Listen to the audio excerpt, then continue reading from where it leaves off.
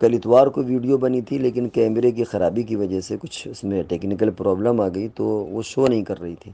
اس کی وجہ سے پھر ہم نے آج اس کو آڈیو میں ریکارڈ کر کے یعنی اس میں بھیجا جا رہا ہے۔ اس کی وجہ سے کل ناغہ ہو گیا تھا۔ بسم اللہ الرحمن الرحیم۔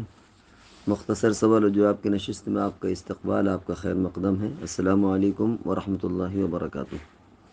ہمارے سامنے سب سے پہلے نام عارفہ تبسم کا ہے۔ ان کا کہنا یہ ہے کہ غسل کرنے سے وضو ہو جاتا ہے، ٹھیک ہے، لیکن کبھی گلے سے نہاتے ہیں تو صرف سر کا مسح کرنے سے وضو ہو جائے گا کیا؟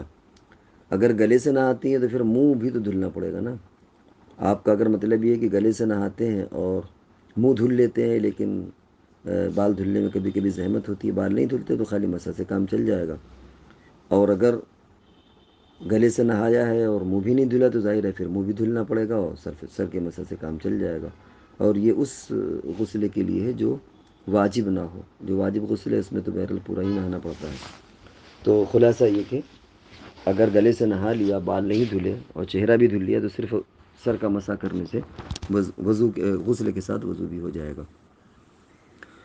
دوسرا نام ہے محمد عمر۔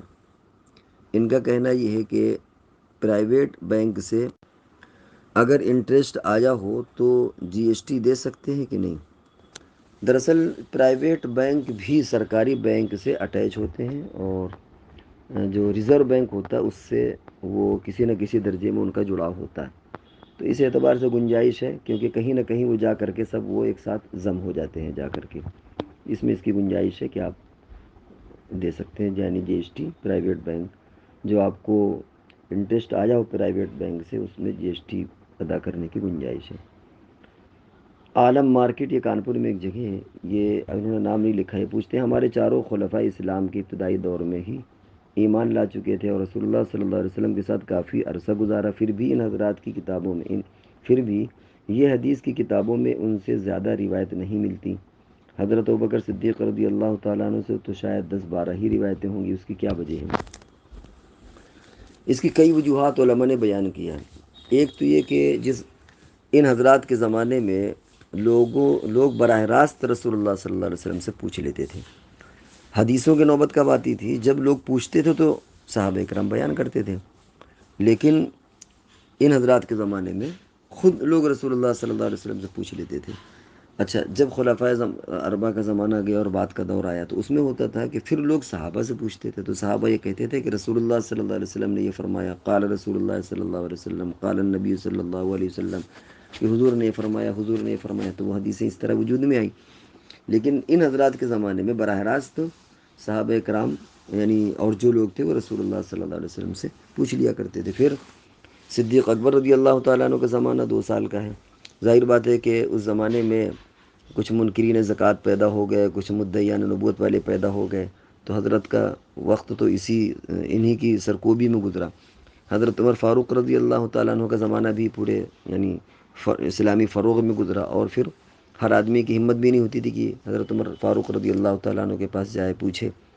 تو اس طرح جو ہے وہ ان حضرات سے، چونکہ یہ خلیفہ ہوتے تھے، ان کے پاس وقت بھی کم ہوتا تھا اور بھی حکومت کے بہت سے مشاغل ہوتے تھے، اس کی وجہ سے لوگ کم پوچھتے تھے۔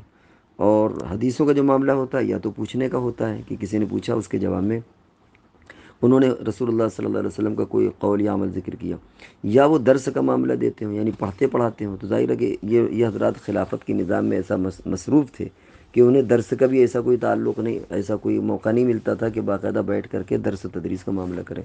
تو اس کی وجہ سے ان حضرات سے حدیثیں کم ہوں، اور محتاط بھی رہتے تھے حضرات۔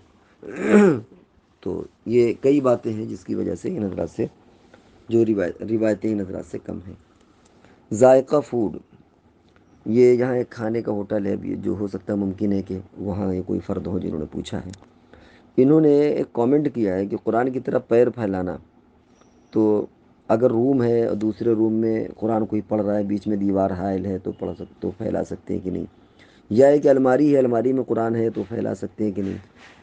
تو اصل میں اس کا تعلق جو ہے وہ عرفی ادب سے ہے۔ ادب کس کو کہتے ہیں؟ ظاہر ہے کہ ادب اور بے ادبی کا تعلق عرف سے بھی ہے۔ اس کو ہم ایک مثال سے آپ کو واضح کریں۔ مثال کے طور پر آپ مسجد میں ہیں اور مسجد کا ایک نیچے کا زینہ ہے اور ایک اوپر کا زینہ ہے، وہ دوسری منزل ہے۔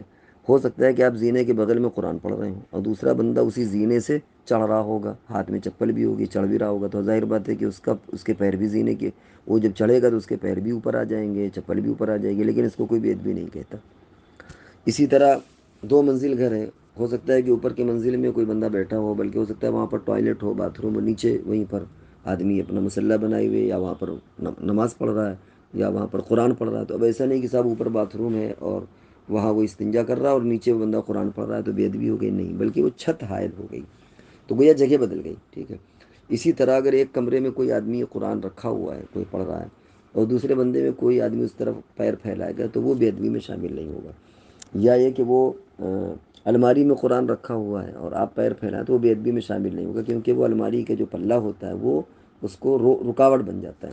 اور یہ بالکل ایسے ہی ہے جیسے دو منزل مکان ہو، اوپر منزل میں ٹوائلٹ بنا ہوا ہو اور نیچے وہیں پر اسی کے جسٹ ٹوائلٹ کے نیچے کوئی آدمی قرآن پڑھ رہا ہے، تو کوئی بھی دنیا میں نہیں کہے گا کہ بے ادبی ہو گئی، کیونکہ وہ جگہ چینج ہو گئی، بدل گئی۔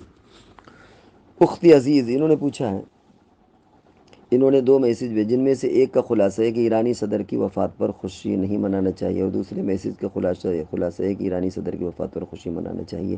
یہ ایک عجیب و غریب سوال ہے، ہر سوال پوچھے نہیں جاتے، لیکن پھر بھی آپ نے پوچھ لیا ہے، تو جن حضرات کو تحقیق سے معلوم ہے باقاعدہ کہ وہ ظالم تھا، ظلم کرتا تھا، تو پھر خوشی منانے میں کوئی حرج نہیں ہے کہ گویا ایک ظالم کا خاتمہ ہوا اور مخلوق اس کے ظلم سے نجات پائی۔ لیکن اگر ایسا نہیں ہے تو پھر اس طرح خوشی منانا یہ کوئی مناسب بات نہیں ہے۔ تو یہ رہے ناظرین اکرام آج کے سوالات کے جواب۔ اب ہم اگلی نشست تک کے لیے آپ سے رخصت ہوتے ہیں، جب تک کے لیے ہمیں اجازت دیجیے۔ السلام علیکم ورحمۃ اللہ وبرکاتہ۔